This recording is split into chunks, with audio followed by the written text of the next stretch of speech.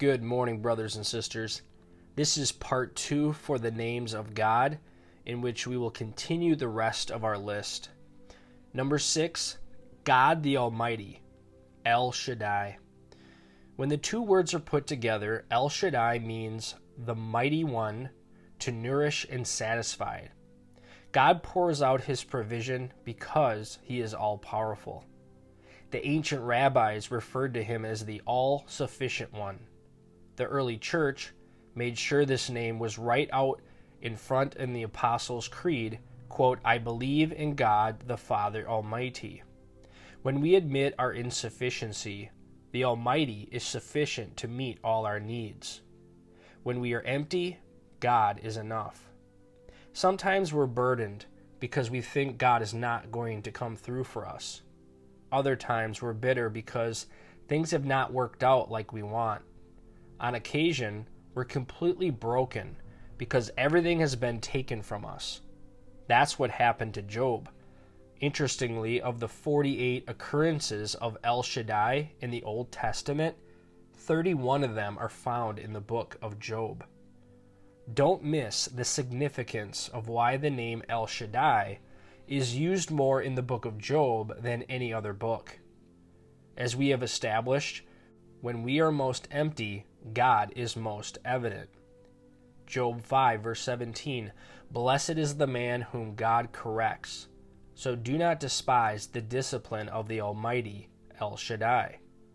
Job 6, verse 4, The arrows of the Almighty, El Shaddai, are in me. My spirit drinks in their poison. God's terrors are marshaled against me. Job 6, verse 14, A despairing man should have the devotion of his friends, even though he forsakes the fear of the Almighty, El Shaddai. Job is doing a pushback as he wonders why his friends are so tough on him and so quick to judge. Have you noticed how when someone is down, others tend to pile on?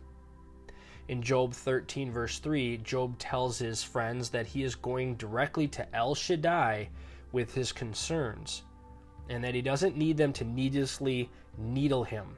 Quote, But I desire to speak to the Almighty El Shaddai and to argue my case with God. And in Job 22, verse 25, one of his friends seems to finally get it. Surely you will find delight in the Almighty El Shaddai. Ultimately, the only answer God gave to Job was himself. It was if El Shaddai said to him, Job, I am your answer. Learn who I am. When you know me, you'll know how to handle anything. Job wasn't asked to trust a plan, but a person. A personal God who is in ultimate control and knows what is best for us. This has been called the first rule of the Christian life. He is God and we are not. Number 7, the God who is there, Jehovah Shammah. In the Garden of Eden, we read that everything was perfect because the Creator, Elohim, wanted Adam and Eve to live in a place of beauty and comfort, as seen in Genesis 1, verse 9. And the Lord God made all the kinds of trees grow out of the ground, trees that were pleasing to the eye and good for food.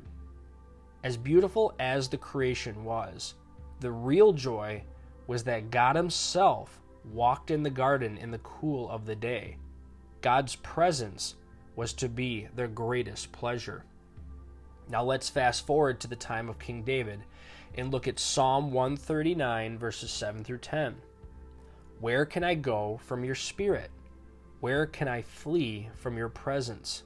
If I go up to the heavens, you are there. If I make my bed in the depths, you are there. If I rise on the wings of the dawn, if I settle on the far side of the sea, even there your hand will guide me, and your right hand will hold me fast. This passage establishes one of the Almighty's attributes referred to as the omnipresence of God.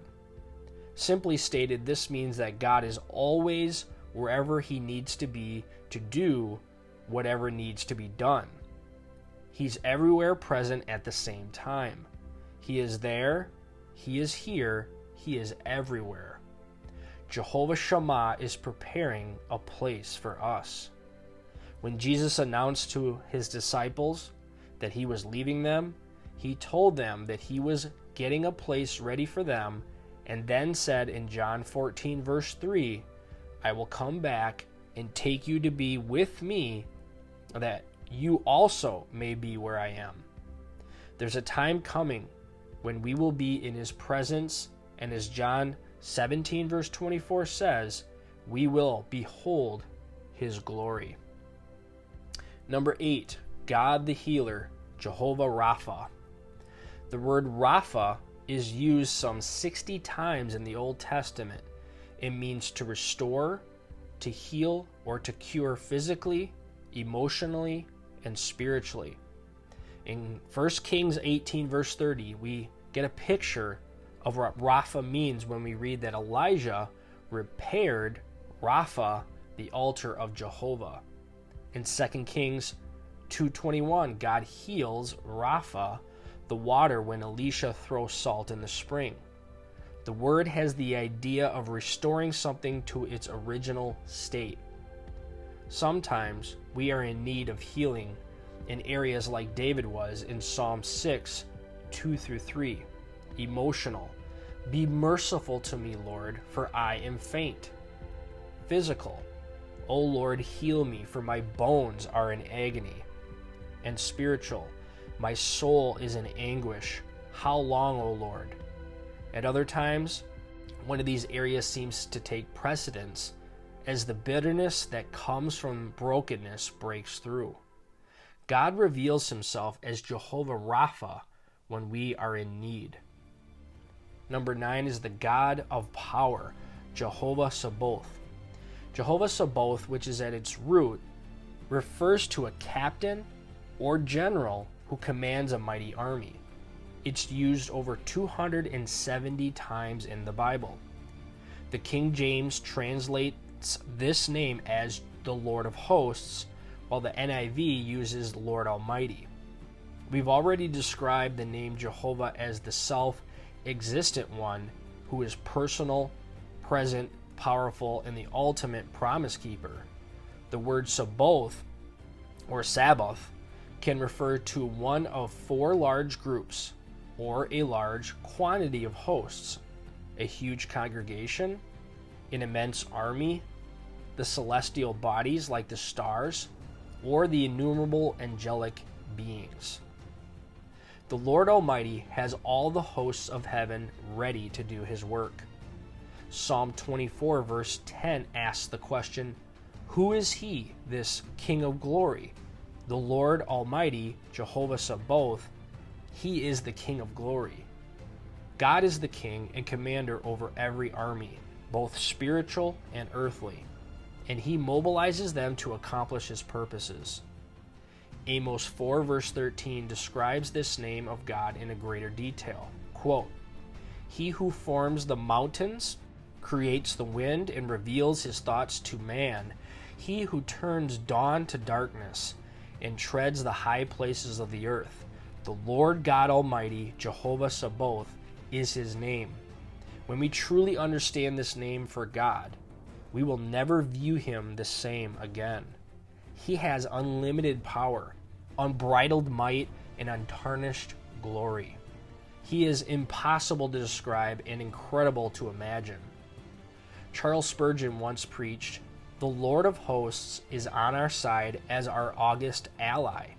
Woe unto those who fight against him, for they shall flee like the smoke before the wind when he gives the word to scatter them. The name Jehovah Sabaoth is used when God's people are in deep weeds. And lastly, number 10, God is my banner, Jehovah Nissi. After the victory was won by the Israelites over the Amalekites, Exodus 17 verse 15 says that Moses built an altar and called it, the Lord is my banner, Jehovah Nissi. Moses recognized that the battle was won only because they fought under the Lord's banner. Look at verse 16. For hands were lifted up to the throne of the Lord. When the banner is lifted up, we will be victorious. Psalm 20, verse 5, we will shout for joy when we are victorious and will lift up our banners in the name of our God. May the Lord grant all your requests. Psalm 60, verse 4, but for those who fear you, you have raised a banner to be unfurled against the bow. Song of Songs 2, verse 4, he has taken me to the banquet hall, and his banner over me is love. Even today, a banner is a standard that bears the colors by which a military unit is identified and behind which troops rally. The standard bearer carries the colors, and marching bands are often led by people carrying a banner that identifies the band, and after which the musicians fall in line. So when Moses names the altar Jehovah Nissi, the Lord is my banner, he proclaims as a memorial, I rally behind Jehovah. It is he to whom I look. It is he whom I will follow. God bless.